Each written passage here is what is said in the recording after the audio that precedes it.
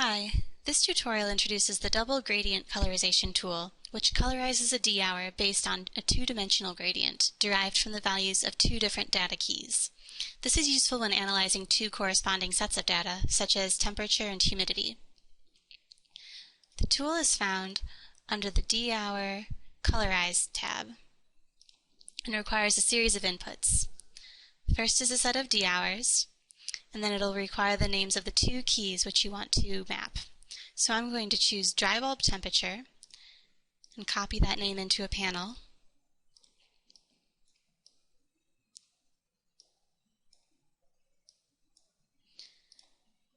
And for the second, I'll choose humidity.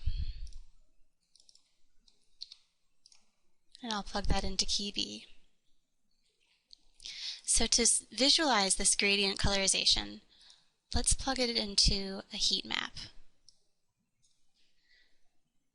And we can simplify our viewing in Rhino by calling out the colorized mesh and turning off the heat map preview. And now we see a full spectrum of values, which are representing both the temperature and the humidity.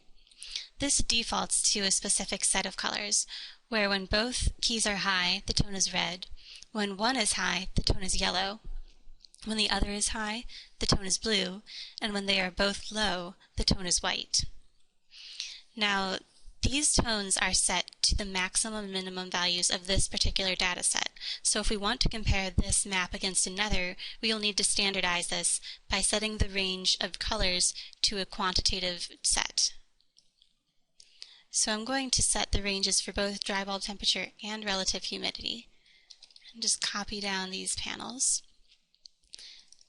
And to set my range for temperature, I want to choose values that will definitely be beyond the temperatures in my set, but not light years away from it. So I'll choose -10 degrees to 40 degrees Celsius.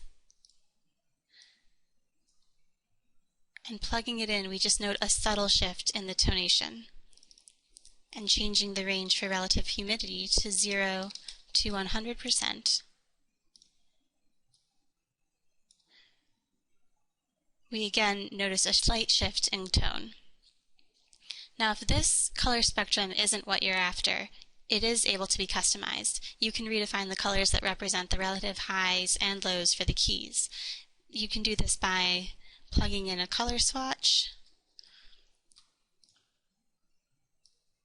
and making it either more monochromatic or potentially more intuitive to you based on what keys you have defined.